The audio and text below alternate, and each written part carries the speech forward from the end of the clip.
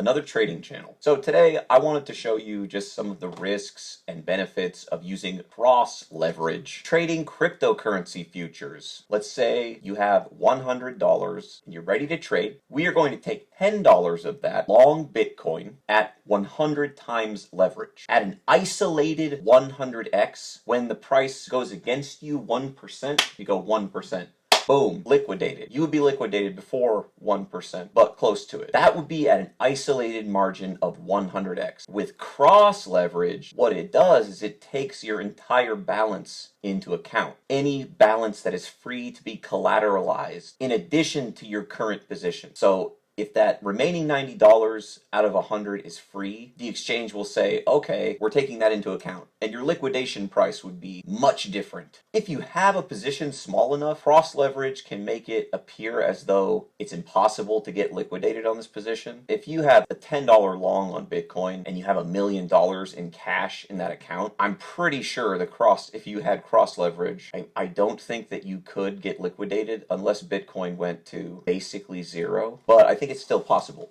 So, the risks of cross leverage. I would say that we just touched on the good part. It allows you to have your entire balance be considered in regards to the trade you're taking right now. You only have $10 in the trade. You have this remaining $90, so your liquidation price is a much bigger safety zone, much further away, much less likely. But here's the thing, it's still possible to get liquidated. Let's say you have an account that has maybe $400 in it and you have a $100 long.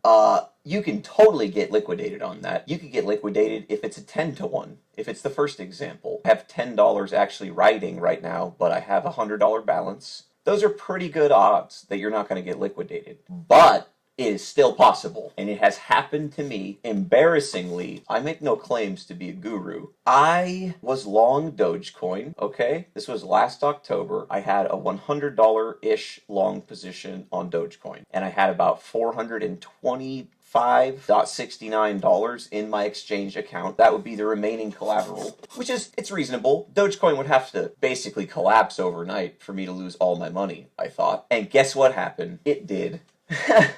And I got liquidated for $400 something. That one hurt, and I had to take a plane. I saw this happen and looked at this 3 in the morning, and I had to get on a plane at 4 in the morning. I'm not trying to make this too personal. Am I suggesting that you should trade cryptocurrency futures? No, but I'm assuming that if you watched this long that you already actively trade them. So this may be a strategy that you haven't considered. As I said before, I am no In the Money or Trades by Matt, 2 channels that if you're looking for probably better advice than me, you would definitely want to check out.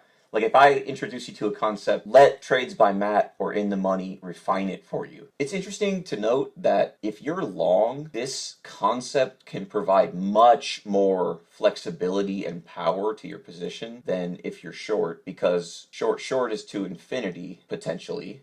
Your downside is infinity when you're short. For something like cryptocurrency futures, which are extremely volatile, even with almost no volatility in the underlying, the futures at 100 times leverage are sadistic at times. Let me tell you, I have experience recording this video from like the perspective of a shark attack victim. I got brutalized with cross leverage that one time. That shit sucks. So this video is not about, oh, cross leverage, it's so great. Honestly, this is totally risky. If you did have $1 million and you had a $10 long position using cross leverage, you more or less could not lose that. I mean, you could lose X amount of money, but to be entirely liquidated on that would be extremely unlikely. The whole notion behind that is you could just hold that. You could hold that for like 10 years. And then what if you're long Bitcoin for $10? If you do catch that huge move up with $10 at 100x, it's $1,000 in there.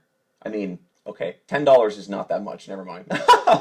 Anyways, if you have an account the size of $1 million and you had $1,000 on 100x, I mean, that's 100 grand. Obviously, it seems risky to have $1,000 riding on a 100x position, but you know, you have 1,000 times that in collateral, so you won't be liquidated really. I wonder if people are doing that. I bet you rich people are doing this. I bet you they have, yeah, they got it nailed down, dude. Is this a thing that I'm saying, oh, you could get rich trading crypto futures?